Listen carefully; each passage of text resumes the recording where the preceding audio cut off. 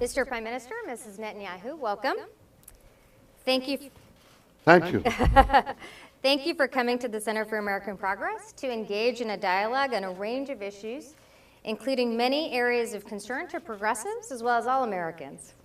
Well, we have disagreed on some issues, including the Iran nuclear deal. We also believe deeply that the U.S.-Israel relationship is vital. That relationship is critical to both of our countries, particularly as the Middle East becomes a more unstable and dangerous region. While this bond has faced some strains in recent years, we believe strongly that conversations like this one are an important opportunity to strengthen it. Scholars at the center have studied this region very closely. We believe peace can and must be found for Israelis and Palestinians so that both peoples can live with real dignity and security. It will take hard work to build mutual confidence and negotiate difficult compromises, and we really understand that. As Prime Minister, we thank you for taking questions here because the choices you make matter profoundly to Israel's future and the future of the region. And we believe that matters profoundly to America. With that, would you like to make some statements? Thank you. It reminds me of the Israeli ambassador who came back to Ben Gurion Airport and said, "You have anything to declare?" And he said, "Yes, I'd like to say that I'm very happy to be back home. And yes, I'd like to make a declaration. First, I understand that you understand that I have a sore throat, but I'm sure you'll discover I haven't lost my voice.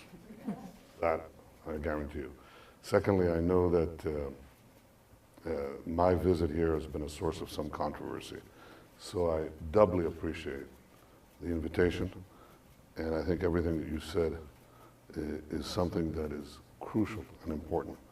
I came here third because I think it's vital to understand how important it is for me that Israel remain an issue of bipartisan consensus. It's crucial. That is, it's a source. The relationship with the United States, all parts of the United States and the American people, is a strategic asset to our national security and our future. And that is the third reason why I'm happy to be here. And the fourth reason is something else. I'd like to talk to a progressive audience about progressive values. I think that Israel is at the very least misunderstood, because I think that if you look at all the values and all the rights that you deem important, I'm talking about the rights of women or the rights of gays or the rights of minorities, the rights of Arabs, the rights of Jews, the rights of people. These are enshrined in an imperfect society. Israel is not perfect. I don't know any society that is. But one that is facing incredible odds with incredible successes. And it safeguards those values in a very, very troubled area. So I'd like to talk about those values. I'd like to talk about our quest for peace, and I'd like to talk about why that quest for peace has not yet been achieved. And I hope you'll ask me questions on all of these things and anything else that you want. I have a rule when people come to interview me. So here's what I do, and I broke my rule because I didn't have it here. It's not my office. But in my office, I put out a whiteboard. And anybody who asks a question, I write it down. And I go through all the questions.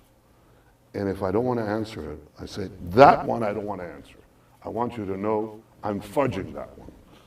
But at least everybody knows if I've answered their questions or not. And I hope I'll answer all of your questions. And I thank you for this invitation. Thank you. Thank you. End of declaration. Thank you. I think I'll follow up on some of the issues you raised for sure. Obviously, you had a meeting with the president yesterday. There's been some disagreements between you and the president, but I hope you can share with us just a little bit of the flavor of that meeting and what concrete steps came out of it. It was a very good meeting. I'm not saying it lip service. It was a very good meeting. The president and I have had over a dozen meetings, I think. He's had more meetings with me than with any other head of any other leader. And I deeply appreciate that. I think the time that he's invested, the importance that he attaches to this relationship, I think is unique. We've had our disagreement, particularly over Iran, that's clear. But I think we have no disagreement now about what we need to do moving forward. Three things. Number one, hold Iran's feet to the fire, make sure they abide by their obligations. Two, work to block Iran's aggression and terror in the region. There are others in the region who practice terror and aggression, like ISIS. We should work together to counter both. And third, work against Iran's international terror network that is now spreading to two hemispheres. So the President and I focused yesterday on an MOU that is a long-term understanding between Israel and the United States on American military assistance to Israel that is critical for us. And I appreciated his willingness not only to move forward on that, but also on assuring Israel's qualitative military edge. Because as you know, there are other countries in the region that are receiving tremendous amount of military assistance. And it's very important that Israel always have, if not the quantitative edge, the qualitative edge to be able to defend itself by itself against any threat.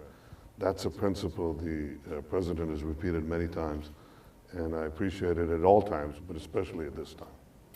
In your opening remarks, Mr. Prime Minister, you mentioned Israeli values and the idea of a democracy and the fact that there are Arabs. There are Arabs who live and work and are citizens of Israel. We appreciate that you've come here to speak about some of the tough issues that have come up in the past. And one incident that really did strike a nerve with many progressives was statements made during the recent election. And I just want to quote, where it was said, you said Arab voters were coming out in droves to the polls. And people were a little taken aback by that. So what do you say to progressives in the United States who worry about comments like that and what it means for an inclusive Israel? Well, I think that this statement, as it was said, was wrong. Because, first of all, you should know that Arabs voted for me, and I welcome that. In fact, you may check this, but I think they voted for me in considerably larger numbers than they voted for the Labour Party. I was not referring to going to votes. I was speaking about a specific list that was opposed, but it shouldn't have been said. A few days after the election, I called in the Arab leaders and Arab leaders to the Prime Minister's residence, and I said, I'm the Prime Minister of each of you. And I don't want that statement to go uncorrected. I corrected it. I made sure that they understand it. Now, this is words. What about deeds? What about deeds? You know, I'll tell you what happened when I first was elected Prime Minister in 1996. It's my fourth term. There's a flood. You know, floods in Israel. And there's an Arab village called Furadis. Furadis gets flooded because they don't have these tunnels. You know, they're not tunnels, but sewage tunnels, yeah. And the whole village is underwater. And I went to see it, and I said, God, that's awful. How come this is like this? They said, it's always been like that. I said, it's not going to be like it. And I said, I put in, I don't know, 30, 40 million shekels, and they built this tunnel, and there's not been a flood in Furadis. They said, but Prime Minister, they're not going to vote for you. I said, so what? And then I proceeded in my administrations to give billions of shekels to the Arab sector in order to reduce the gaps, in order to put infrastructure, in order to put in a tremendous amount of education, transportation inside the Arab villages. They can't get to work because there's no internal transportation in the Arab communities. It's unbelievable. I changed that. Put in a lot of money. Putting the Arab citizens, giving them programs to enter the high-tech sector. And I do this personally. So we did all of that. After the election, this is now my 4th term, we put in close to 1 billion shekels. Now, just now, with this same Arab parties, the leaders of this same Arab party. So I'm the prime minister of all the citizens of Israel, those who voted for me, those who didn't vote for me, Jews, Arabs, Druze, Circassians, Muslims, Christians. And I think the words and the numbers speak for themselves. I think it's worthwhile, since you have scholars here, to investigate that. Look at the relative investments of different governments, and you'll discover the truth of what I'm saying here. I think that's important. It comes also from the political philosophy, you'd be surprised to hear, that I follow, especially the teachings of Zev Jabotinsky, who believed in the idea of an egalitarian state. He said there in the Jewish state will flourish the son of Arabia, the son of Nazareth, and my own son. That's what I believe in. Now, turning to the future, I'd like to ask you really how you see Israel in 2 decades. How do you see Israel and its borders? Do you envision that Israel will continue to occupy the West Bank and control Gaza in 20 years? How do you see the future? It depends on what happens in the future in the Middle East, what happens in the world. There is a great convulsion taking place, and that convulsion is of monumental proportion. It's really a battle between modernity and early medievalism. I was going to say medievalism, but my father was a great scholar of the Middle Ages, and this is early medievalism, and a very, very primitive and violent movement that shakes the entire Arab and Muslim world has so far taken its toll primarily in Muslim lives in Syria, almost 300,000 dead and millions displaced, but elsewhere as well. And I can't tell you what'll happen. I think ultimately medievalism loses, and I think modernity wins. That's usually been the case in the great battles with these fanatic ideologies. Nazism lost, but before it went down, it took with it 50, 60 million people, a third of my own people. Militant Islam will go down. I'm quite confident of that. I don't think it can compete with the desire for freedom or the technology of freedom, even though they're using it right now. They're using the internet, they're using other things against the other forces, but ultimately they are in the business of constraining choices, constraining information. So I think ultimately they lose. What will happen? Will they lose in the next 20 years? I don't know. But I think what we have to make sure is that we're around. It gives us no succor and no encouragement to have militant Islam defeated and the Jewish state disappear. We don't want to go through a repetition of the other tragedy. So how do we prevent that? First of all, we have to make sure that the state of Israel is strong, is robust. It's definitely robust. I was prime minister on the 50th anniversary, and I may very well be prime minister on the 70th anniversary. That's a few years away. And I'll tell you what happened in the 20 years. And that may be a good guide to what will happen in the next 20 years. Israel has turned into a technological powerhouse.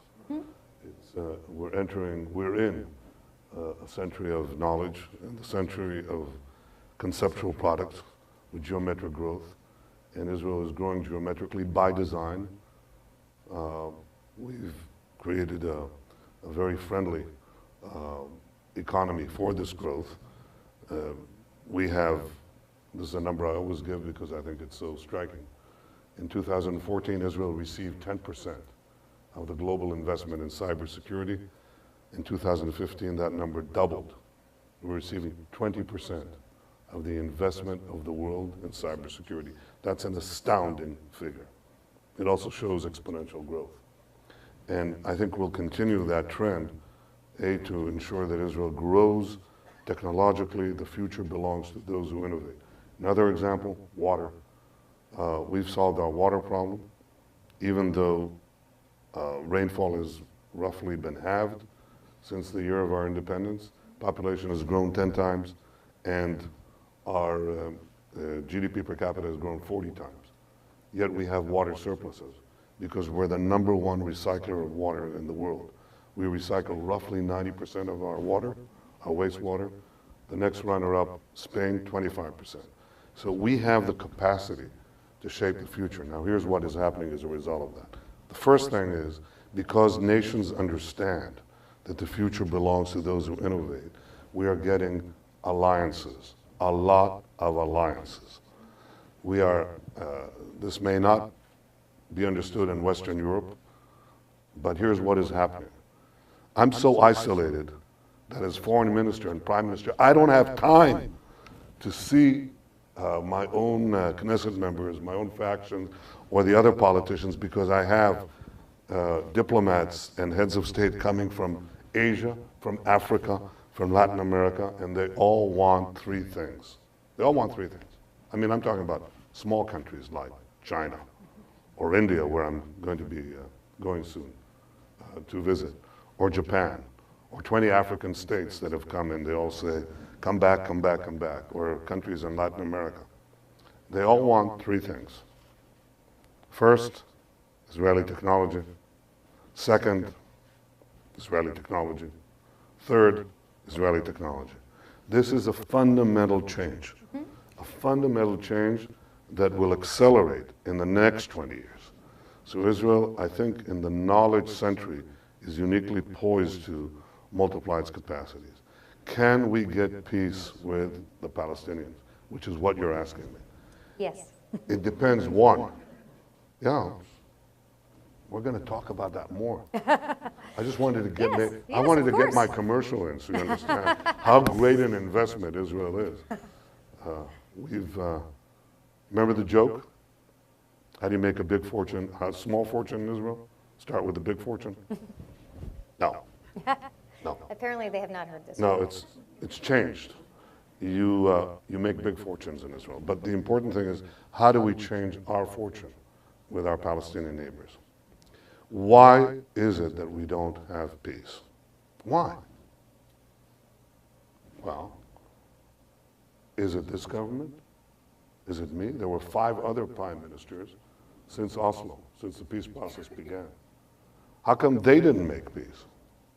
Well, the reason they didn't make peace is because the underlying problem preventing peace is not Israel's willingness to make a territorial compromise, even a very generous one.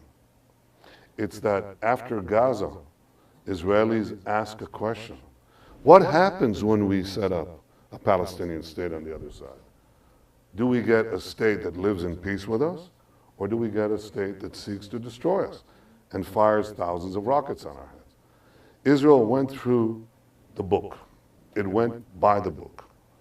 It left Gaza to the last square centimeter. It took away all the settlements, skipped freeze, just took them apart. It even disinterred people from their graves, handed the keys over to Abu Mazen, who promptly lost it to Hamas, even though they were only 3,000 strong then, and he had 15,000 troops. They kicked him out. Now we have 30,000 Hamas and Islamic Jihad, and they fired, I don't know, 15,000, 16,000 rockets on Israel from Gaza since. The same thing happened to us in Lebanon. We left Lebanon to the last square inch. We got not Hamas, we got another proxy of Iran, Hezbollah, and they fired about 15,000 rockets on us. So Israelis ask a simple question, which I ask. If we were to set up a Palestinian state, how do we make sure that that state does not become another Gaza and is not committed to our destruction and doesn't work to our destruction? The answer to that falls into 2 categories. One, and these are not conditions for entering talks. I have no conditions for entering talks. I'm willing to meet up. You should invite Abu Mazen here. That's what you really should do. You should invite him and me. I'm sitting here. I'm willing to wait. Knesset can wait. Fine. We'll see if he comes. I am willing to enter the talks without any conditions. And for the last 7 years, Abu Mazen deigned to talk to me for 6 hours. 6 hours. That's it. How could you make progress on the issues I'm going to talk about in a minute if you won't meet and talk? That doesn't mean that the charges aren't leveled at us. They always are. But I'm talking about facts. These are facts. Now, in order to avoid another Gaza, which is the opposite of peace, you need 2 things. First, you have to make sure that the Palestinian state that is formed is not committed to Israel's destruction, that it ends all demands, recognizes Israel, and doesn't seek to flood it with the descendants of refugees, any more than I would seek to flood the Palestinian state with the descendants of settlers. Do you agree, Mr. Abbas? Refuses to answer that. That's what we mean by a nation state of the Jewish people. Palestinians go there if they choose, and Jews go to Israel if they choose. Can we have that arrangement? Mutual recognition of 2 nation states. That's the first term. The second thing is, what happens if things go awry? What happens if this territory is taken over the way Gaza was taken over? Then we need a long-term security presence of Israel to assure that doesn't happen. And right now, I don't see any other force. I don't see any other force. I mean, who's going to do it? Austrian peacekeepers? We tried that on the Golan Heights. These 2 conditions of mutual recognition and security arrangements, I think, do we see that likely right now in the immediate future? No. Is this the right formula, I think, down the line? Yes. Can it happen? I don't think the Palestinians will necessarily accept it by themselves, but I think because of the change that is happening in the region, because there's a huge change happening in the region, it might be that leading Arab countries might encourage a future Palestinian leadership, or even this one, to accept that kind of deal. And if that happened, I think Israelis would go for it. They'd go for something that they thought was mutual recognition and that was secure. You know, with respect, I think a lot of progressives think, not only in the U.S. but around the world, that Israel isn't currently acting neutrally, that it has been acting. It has been acting vis-a-vis peace, and it has been acting through the advancement, the expansion of settlements, the idea that there's been a steady growth of settlements that are strategically placed. The understanding is strategically placed in order to make a Palestinian state more difficult, or that it has that result. What do you say to those concerns that the settlement expansion is actually something that's making peace more difficult? Well, I think 2 things. First, factually. The there have been no new settlements built in the last 20 years, and even before I became Prime Minister the first time. The additions are in existing communities. The map doesn't materially change. By the way, Google this, because this is just repeated ad nauseum. So it assumes the cachet of self-evident truth that they were gobbling up land and so on. They're not gobbling up land because it doesn't take up any land. I mean, the total amount of built-up land is just a few percent. And the addition, if you look at over time, the addition, it's got to be a fraction of a percent, maybe 1/10 of 1%, 2/10 of 1%. Maybe I'm wrong, maybe 3/10 of 1%. That's the land that is being gobbled up. That's a factual question. That should not be something that is debated. And yet it's become an axiom that we are gobbling up land. We're not, simply because it doesn't happen. But here's what the actual statistics of construction are. Barak built 5,000 units a year. Sharon built 1,800 units a year. Omer built 1,700 units a year. And my government, this doesn't help me back home, has built 1,500 units a year. That's a fact, okay? That's not subject to question. Statistics, government statistics, in our case, our statistics, by the way, are not in any way influenced by political manipulation. This is an independent authority, and it was quoted in one of the papers that most support me, Haaretz. It's a fact.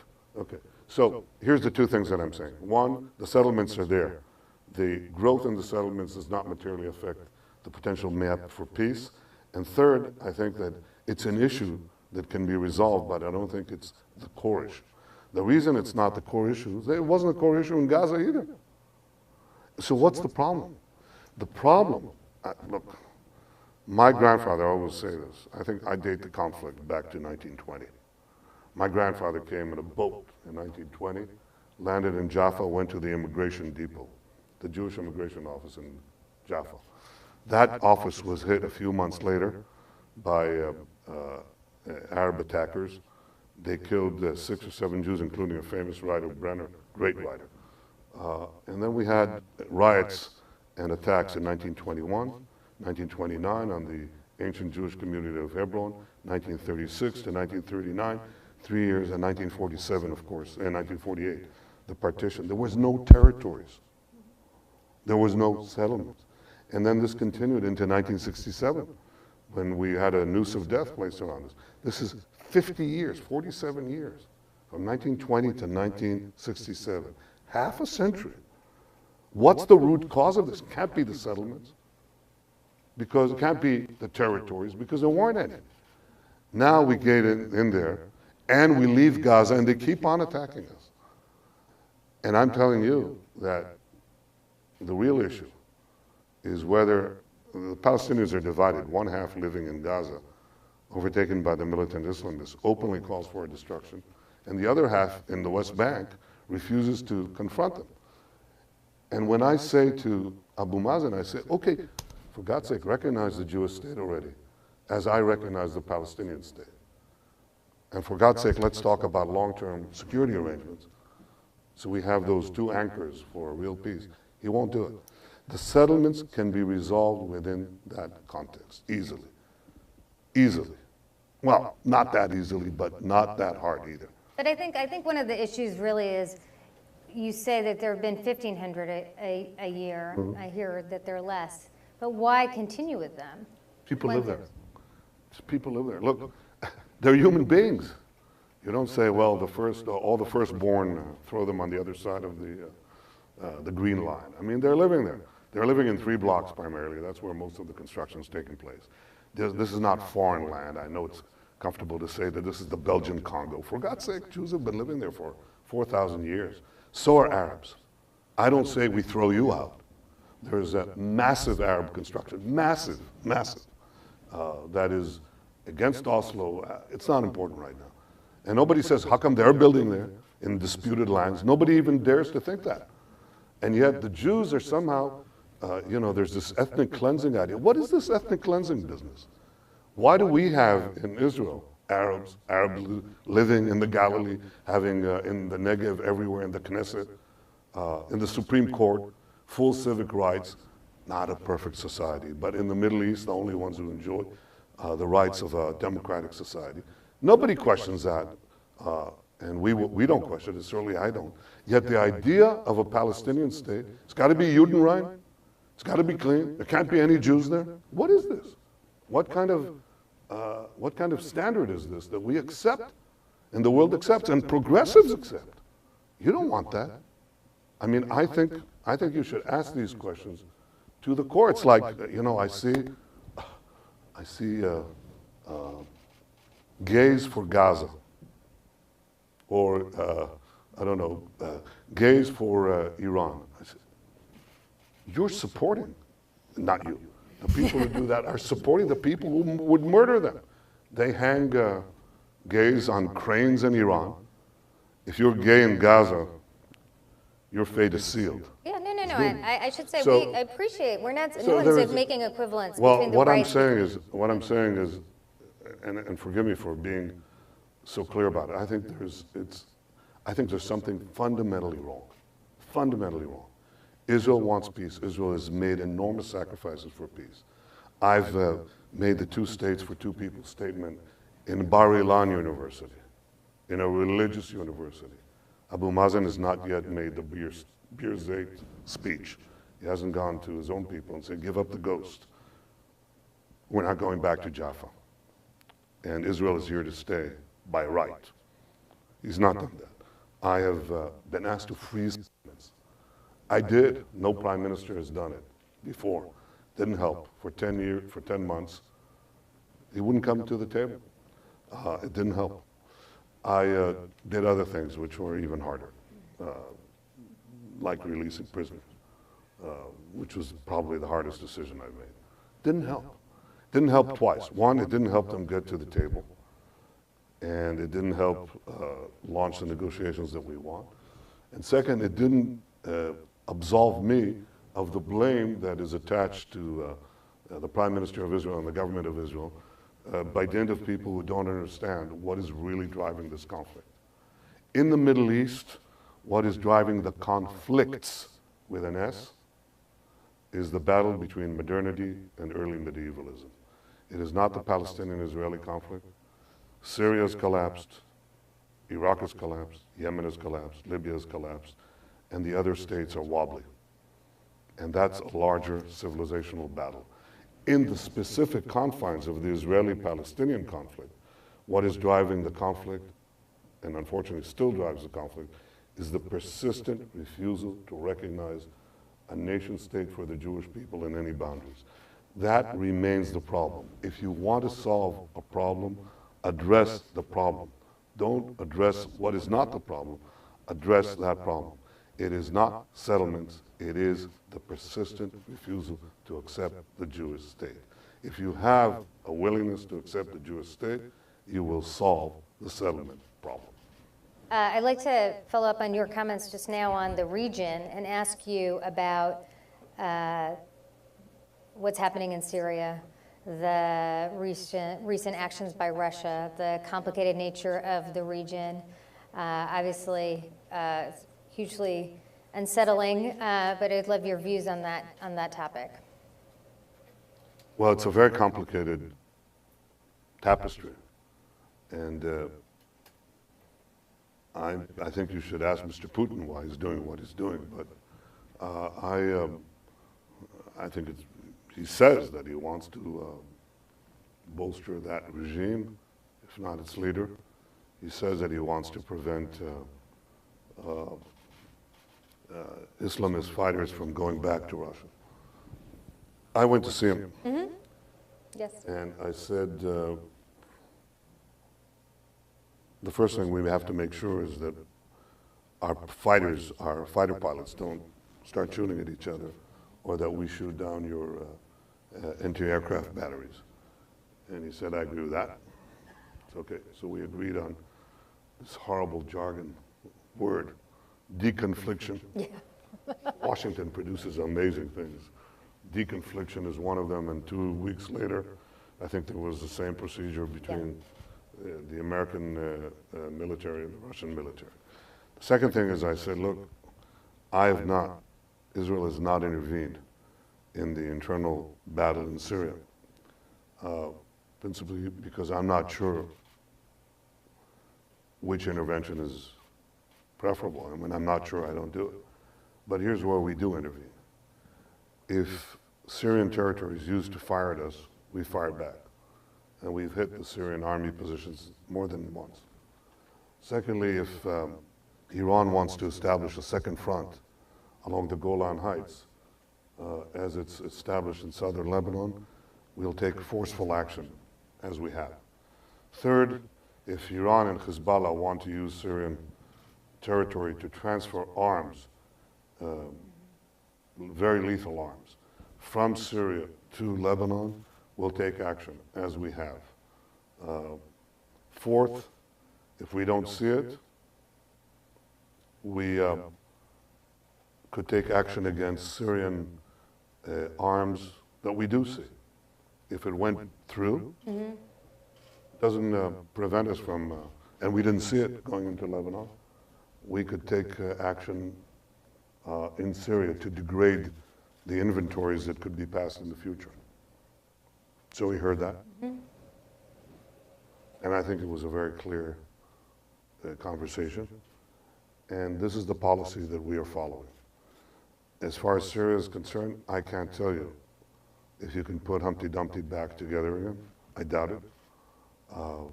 But if there's a solution out there that restores some calm, stops the carnage, it's fine with us, but we want to make sure that our interests are maintained in such an arrangement. That is, that this new Syria, or Syrias with an S, is not and are not used for attacks against us.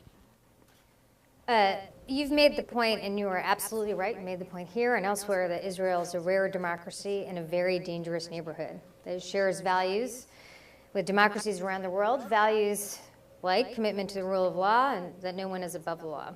I just want to also say, acknowledge that we very much condemn the heinous knife attacks targeting Israelis, innocent Israelis, which continue today and in recent weeks.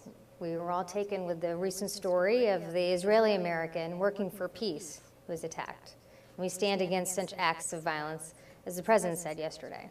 So we stand with you in that area.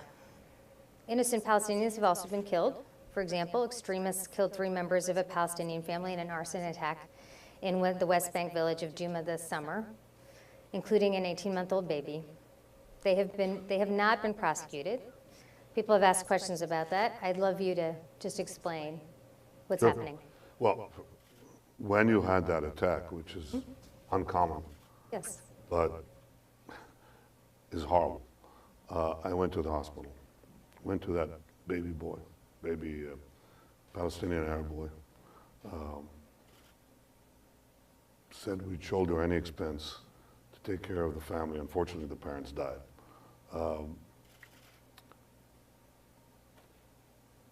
I did then something that no Israeli prime minister has done. I issued מעצרים מינהליים, administrative detentions on Israeli citizens.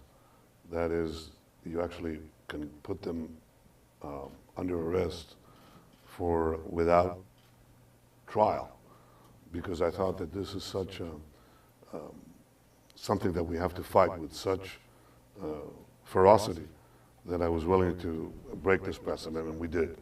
The problem with this is that this is not an organized network. Typically, the way you discover terrorist attacks or criminal gangs is that they have hierarchies and they have communications. So, a modern state, Israel's a very modern state, cracks that sometimes quickly and sometimes over time. When you encounter something that is not structured that way, and you can have 15, 16-year-olds, we're not sure, okay, but who don't communicate, who are very clever and obviously have been, have figured out where the Achilles heel is and just avoid any communications, then it's very hard to catch it. We have cracked, lesser crimes. Somebody did damage to a church in the Galilee. We cracked that. We cracked other acts like this, but this is the most violent act, and that's the reason we haven't cracked it, and I don't want to get into the discussion of our measures, but they are legion. And it is difficult precisely because it is not structured. That's the problem. There's a concern that settler violence has not been prosecuted, that the vast majority of cases of settler violence against Palestinians have not been prosecuted. What do you say to that? That's not true. We don't have a policy like that, in fact. First of all, look at the violence. Look at the relative degrees of violence. I mean, we had this horror of this particular family, but we've had families burnt, cars being Molotov cocktails, a woman walking with her husband and 2 children. The husband is knifed to death. The woman is, tries to rescue her children. She's assaulted. We've had, I've seen drive-bys where, rocks are thrown into passengers in the middle of Jerusalem, and the guy dies, almost goes into a ravine. I've seen horrible things, so there's no comparison.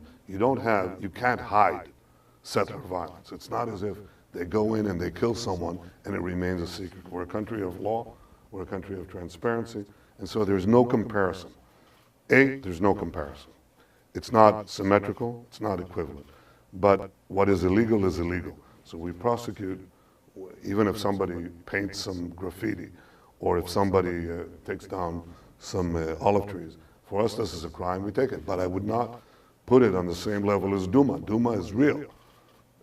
And there are many Dumas on the Palestinian side of the ledger, a lot. Every 4 hours, roughly, we have a Duma. Not Duma, because they try with Molotov cocktails and other things, but they don't succeed always. So I don't think there's a symmetry there. There is no symmetry in Israeli and Palestinian societies.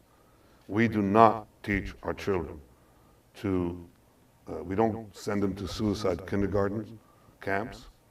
We do not teach them that we have to obliterate Palestine. We do not name our public squares after mass murderers.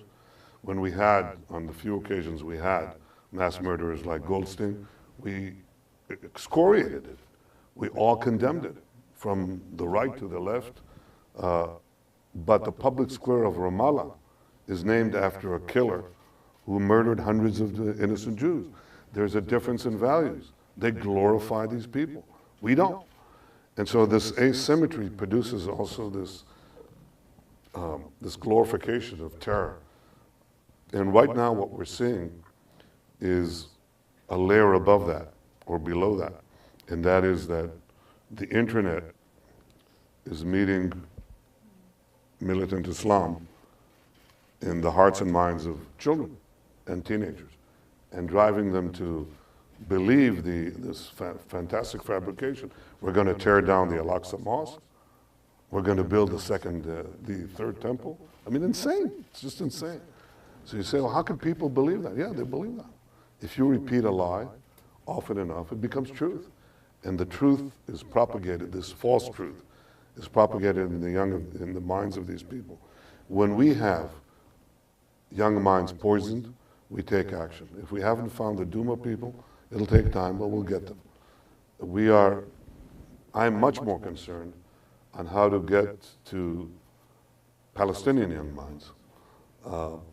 One, to disabuse them of these lies, and second, to get them to accept the idea that we're going to have to live side by side in this small piece of land, and we're going to have to do it in peace and prosperity. That's a tough order, because I don't think that their political leadership is ready yet to embrace this. I think that's the toughest obstacle there is. We're going to go to questions. I'm going to ask one last question. People should get ready. And the questions, I'll just say now, need to be questions. Everyone should identify themselves. They definitely need to be questions and shorten to the point. I'm going to ask one last question. So there's many areas, but I'll just focus on one, where Israel has really, where we progressives could learn lessons from, our Americans can learn lessons from Israel. Israel's military has been very inclusive for a very long time. No, you have don't ask, don't tell. You had that, right? Yes. You know what we had? We don't care. Just don't care. It's not an issue. It's been inclusive of women as well for a very long time. Are there lessons in that space? Are there lessons in that space for us in the United States that you can share with us? Yeah, look, I think that Israel has women fighter pilots, navigators, in fighter aircraft. Israel has women combat soldiers. Which we do not have yet. Yeah, and they've proven themselves under fire a number of times, including, by the way, in the police. Unbelievable, unbelievable, including in this last rash of knifings. Just tremendous courage and tushia. Dan, help me out. No, tushia is not poise. Tushia is something else. Tushia is what the young David does opposite Goliath. It's resourcefulness. There it is. There it is. Tremendous resourcefulness and courage. I'll note neither ambassador had that. Yeah, I'm very disappointed here. Right. You know. But amazing capabilities. I think, I'll tell you where I was deeply moved. I went to the Mossad. And you're not going to meet these people. And they show me this cyber stuff, okay? And there's a 26-year-old young woman there. And I said, so tell me about yourself. And she says, well, I'm, graduated the Technion. She could be very wealthy. Yet she's working in the Mossad. And I said, why are you doing this? She says, because I believe in this country and this is what I can give. I'll have enough time later. And this woman is probably responsible for saving more lives than, than anybody could even imagine, okay? And this is something that we encounter. There's this human resource. I don't want to talk about it just in terms of utility, but there is something heartwarming. And as Prime Minister, you see this. You see this in the special units. You see this in the police. You see this in the Mossad. You see this in the Shin Bet. From a moral point of view, it's the right thing to do. From the utilitarian point of view, you have to be crazy not to do it. And I think Israel is very sane and very moral in having this inclusivity of women in every part of life. There was a woman prime minister, as you know. It's fair game. We may test that proposition ourselves. Great. I think we have time for questions. Can you identify yourself? Prime Minister, good to see you. Dave Makowski. The map drawer. Washington Institute. I just want to ask you, you went, I think in June 2013, to Herzl's grave, who you venerate as every Israeli does, and he said the current situation is not good for Israel. If Israel wants to be a Jewish state, of course with equal rights for all citizens, it doesn't want to become a binational state. Obviously, the preference is a negotiated outcome. I think everyone in this room agrees to that. But what's the plan B, Mr. Prime Minister, if for the reasons you say, that the Palestinians aren't willing to reach that?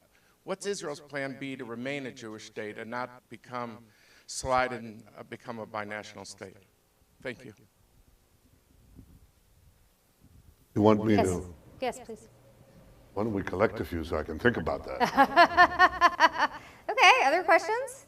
Let me answer, Mr. Makowski. Look, unilateralism works less well than a negotiated solution. In any case, the main problem that we have is the acceptance of the principle that Israel will take care of security in the areas basically west of the Jordan. This is the main problem. The problem in Gaza, when we left Gaza, is that we left we not only took the settlers out, but we left no security there. As a result, Gaza has become a security threat not to the communities adjacent to Gaza or even to Beersheba or Ashdod. It's now become this poison thumb, this poison dagger that sends rockets well beyond Tel Aviv. It can reach Kiryat Shmona. So unless you have an Israeli capability to actually prevent the use of territories that we vacate in a civilian sense or hand over in a civilian sense, that we can patrol it from a security point of view, then that's where you get into trouble, okay? And there's another issue that came up that wasn't around in 2006, if you want to complicate things a little more, and that's tunneling. There's tunneling from Gaza into Israel, and the West Bank. Any delineation of a border would be hundreds of kilometers, and so you'd have thousands of tunnels.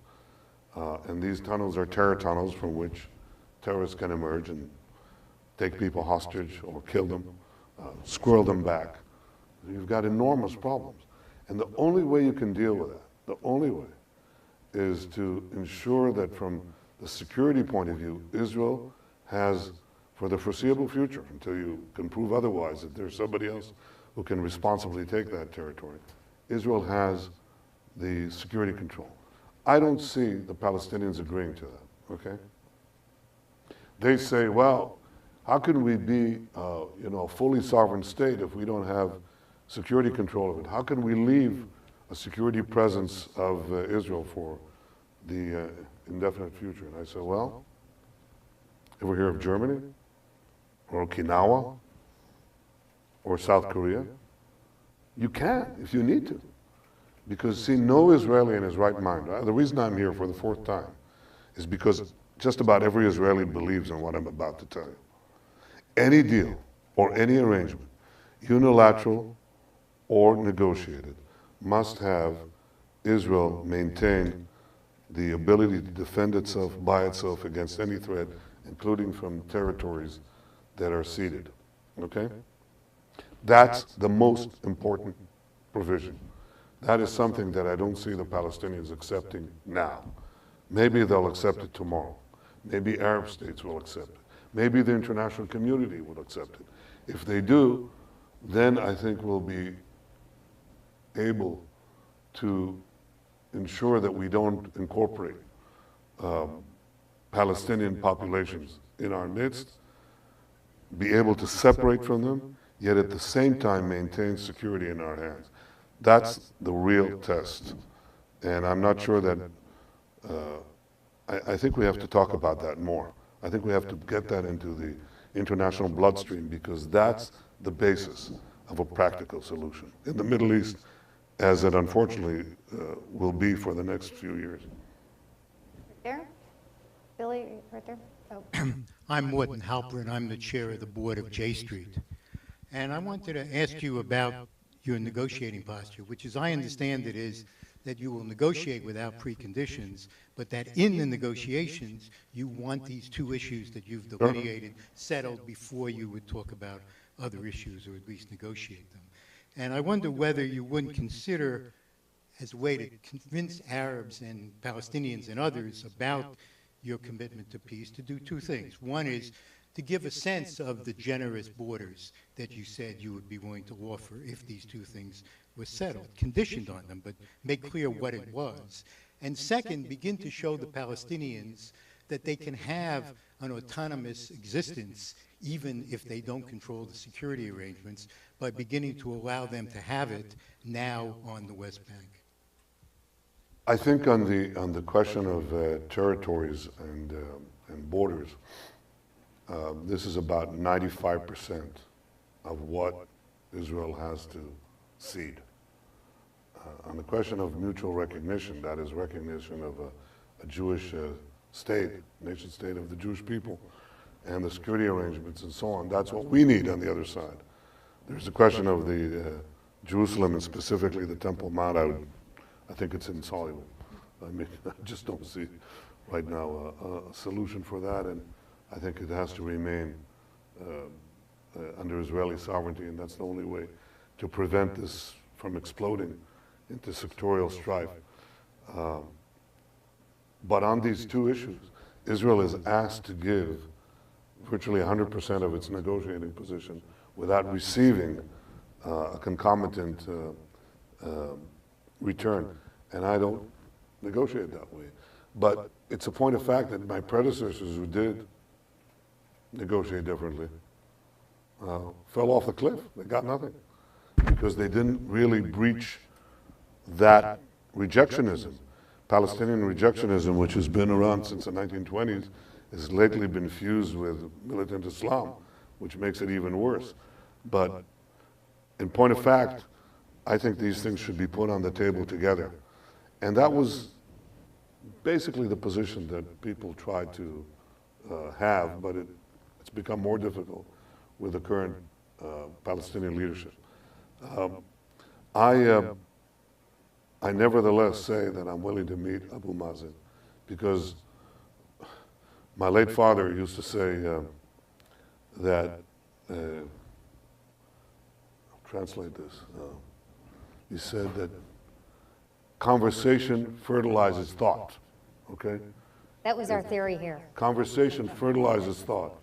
So you actually can generate new ideas if you actually sit down and talk. I can't just get this guy to sit down and talk. And it's, you know, I suppose I could say today, my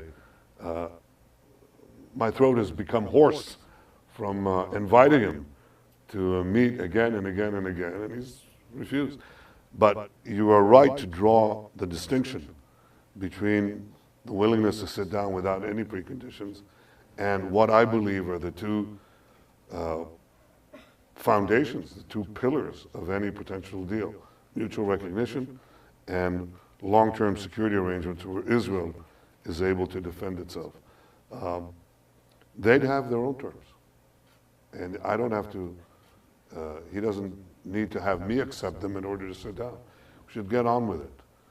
Conversation fertilizes thought. We should sit down and converse. Other questions? Right here?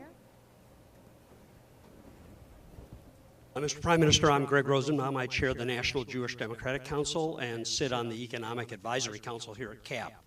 I want to thank you for reaching out and being here with us at CAP today in the spirit of reconciling Americans of both political parties to focus on the shared values that unite us in support of Israel and not policy disagreements we have that could divide us. My question concerns economics and trade relations. As we all now know from the famous gefilte fish emails, it is not that easy to import product from Israel to the United States, and sometimes it's not that easy for Israel to import products from the United States. Since economic ties are, in my view, a very important part of security and the relationship between the two countries, does your administration have plans to streamline trade relations between the two countries in order to create a more robust exchange of goods and services in the future? Yes, and I'm the Minister of the Economy, so I'm going to put that into effect. For the next few weeks, I'm the Minister of the Economy. So I'll make sure that we put into effect whatever, look, I'm an open trader as far as I can. By the way, with the Arabs, with the Palestinians. I don't know if you're aware of this, but in the midst of these attacks, and they occur every few hours, there have been calls for me to effect closure on the territories. And I said, I think it's very important that we focus on the knife wielders and on the, the Molotov cocktail throwers, but not inflame the rest of the population. So about 140,000 Palestinian workers, I think that's the number, work in Israel every day. We kept that open. Similarly in Gaza, people should, this is one of those amazing factoids, okay? So here's a factoid, okay? Gaza right now has had more than 1 million tons since the Gaza operation. 1 million tons of reconstruction material, humanitarian aid, economic goods. Those 1 million tons have been passed almost exclusively by Israel through the Israeli land border. Very little of it has gone through the other borders. In the sea, we don't want them to come through the sea, not because we care about passage, but we care about weapons, and you can smuggle them. Here we have containers that are scanned. We want more containers scanned. Egypt, how shall I say this, does not encourage a heavy flow into Gaza, okay? But we do. So we screen for weapons, but we've increased the flow. We used to boast that we have 250 trucks pass into Gaza daily. It's now 900. And if we get scanners from Germany and from Holland, as I've asked the leaders of those countries to supply, it can go up higher. So my position is let 1,000 economies bloom. I think that's actually, it's not in lieu of a political settlement, but it helps. It helps. It helps that people in the West Bank and people in Gaza see that they're not living at the edge of a precipice, that they have the wherewithal to have a real life and businesses.